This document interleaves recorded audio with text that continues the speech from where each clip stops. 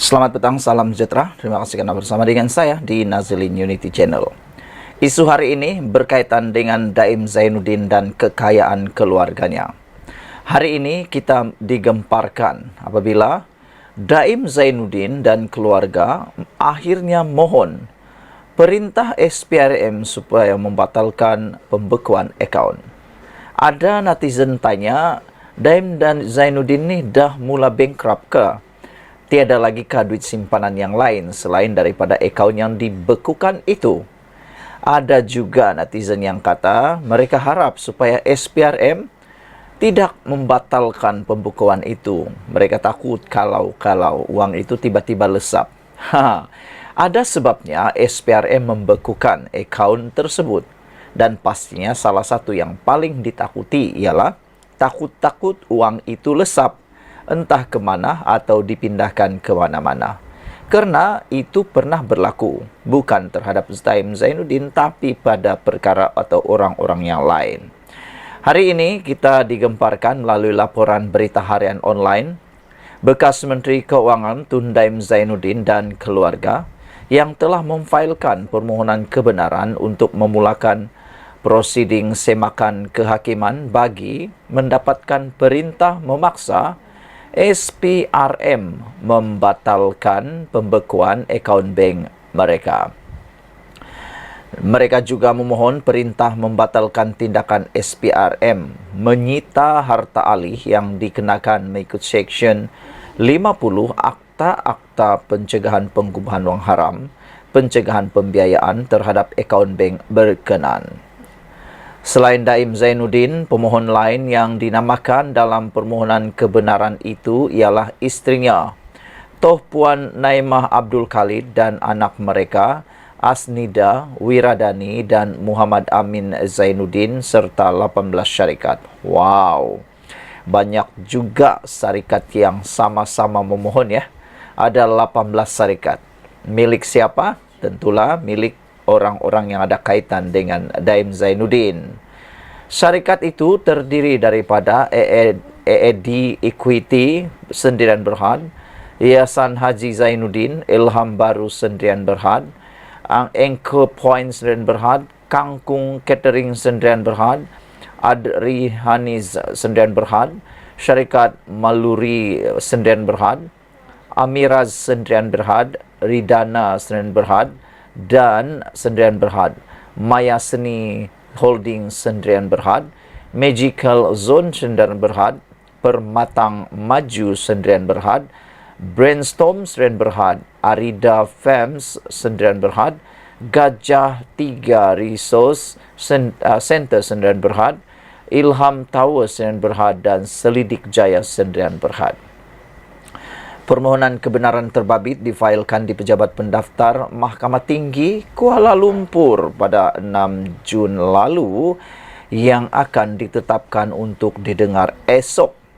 Semua pemohon menamakan penolong penguasa sektor sasaran operasi bahagian pengubahan wang haram dan pelucutan harta SPRM Haris Fadila Sukaimi, Pengarah Bahagian Pencegahan Pengubahan Wang Haram SPRM, Muhammad Zamri Zainul Abidin, Pesuruh Jaya, Ketua Pesuruh Jaya SPRM Tan Sri Azam Baki, SPRM, Perdana Menteri Datuk Seri Anwar Ibrahim dan Kerajaan Malaysia sebagai responden.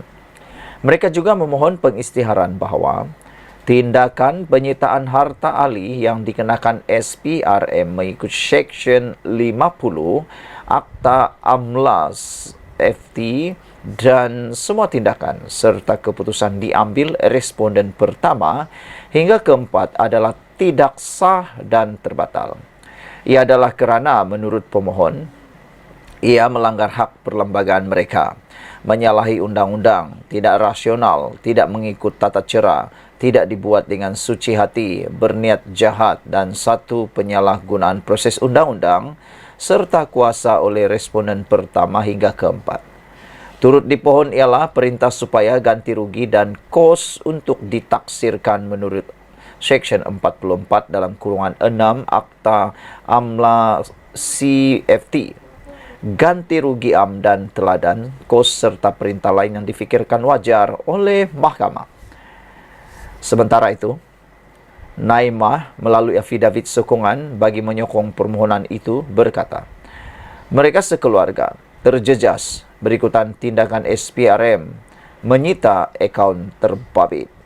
Beliau berkata keputusan dan tindakan itu disengajakan untuk menyasar beliau dan keluarganya dengan mendakwa mereka keluarga korup dan membuat kekayaan dengan cara yang salah di sisi undang-undang.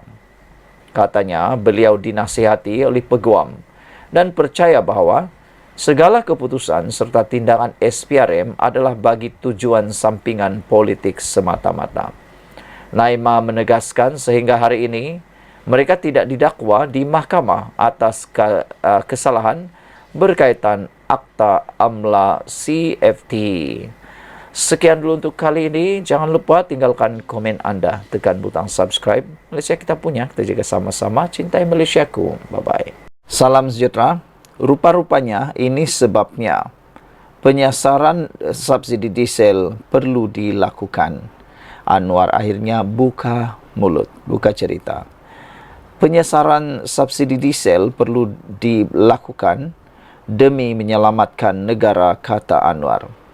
Pada pendapat saya, tentulah ini adalah betul. Kerana anda tahu, isu berkaitan penyasaran subsidi diesel ini bukanlah isu yang popular. Sebagai seorang Perdana Menteri, kalau betullah Anwar Ibrahim ini mementingkan diri, kalau betullah beliau hanya mementingkan undi dan jawatan, beliau pasti tidak akan melakukan penyasaran diesel ini. Kerana ini bukan isu popular. Ini isu yang ditolak rakyat. Ini isu yang pasti akan membuatkan kedudukan Anwar, kedudukan Pakatan Harapan, Kerajaan Perpaduan Madani ini terancam besar. Tapi, betullah kata Anwar Ibrahim, demi untuk menyelamatkan negara, penyasaran subsidi diesel perlu dilakukan. Cuma, apabila dijadikan politik, maka lain jadinya. Langkah kerajaan melaksanakan penyasaran subsidi diesel adalah perlu untuk menyelamatkan negara, kata Perdana Menteri Datuk Seri Anwar Ibrahim. Berucap pada Majlis Perhimpunan Bulanan bersama warga Jabatan Perdana Menteri di Putrajaya hari ini, beliau yang juga Menteri Kewangan berkata, tindakan perlu diambil walaupun kerajaan sedar ia merupakan langkah yang tidak popular. Siapa mahu penyasaran subsidi ini?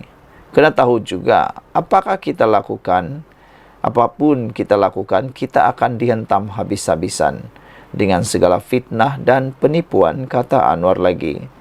Padahal kita beritahu penyasaran subsidi ini, semua Perdana Menteri sebelum itu telah setuju, cuma tidak ada tekad politik melaksanakan kerana risikonya ada.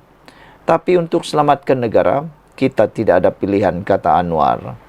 Semalam, kerajaan mengumumkan harga diesel di semua stesen runcit Semenanjung ditetapkan pada kadar RM3.35 bagi setiap liter, iaitu harga pasaran tanpa subsidi bermula 21 tengah malam tadi. Menteri Kewangan 2 Datuk Seri Amir Hamzah Azizan ketika mengumumkan perkara itu berkata, ia adalah harga pasaran tanpa subsidi berdasarkan purata bulan Mei 2024 mengikut formula Automatic Pricing Mechanism. Beliau berkata, dengan penetapan harga dan pelaksanaan subsidi diesel secara bersasar, ia dapat memberikan penjimatan RM4 bilion setahun. Di samping dapat mengukuhkan kedudukan keuangan negara untuk jangka masa panjang. Bagaimanapun, penyasaran itu tidak melibatkan pengguna di Sabah dan Sarawak. Beberapa komen daripada netizen tentang isu kali ini ialah, Brown Falcon kata, negara sudah hutang banyak, Najib dah banyak belanja banyak, dah banyak ketirisan banyak, kata mereka. Kata Brown, semua yang tinggal hutang, perlu bayar siapa? Anwar Ibrahim. Kereta api laju lagi tambah hutang. Nanti bagi negara kat China saja, kata Brown Falcon. Kata Laim pula, dia kata jangan salahkan Najib. Habis kenapa hari ini PH kahwin sama BN? kalau dah tahu salah Najib. Dulu kata no Zahid no BN. Semua punya politik belaka mohong kuat katanya. Violet Shark kata seandainya nak selamatkan negara, kenapa Sabah dan Sarawak dikecualikan kenaikan harga diesel? Kata beliau lagi. Jimmy Page kata seeloknya juallah untuk cash upfront, kata beliau. Macam kalau kita ada banyak rumah tapi duit tak ada, juallah rumah sebiji, kata Jimmy Page.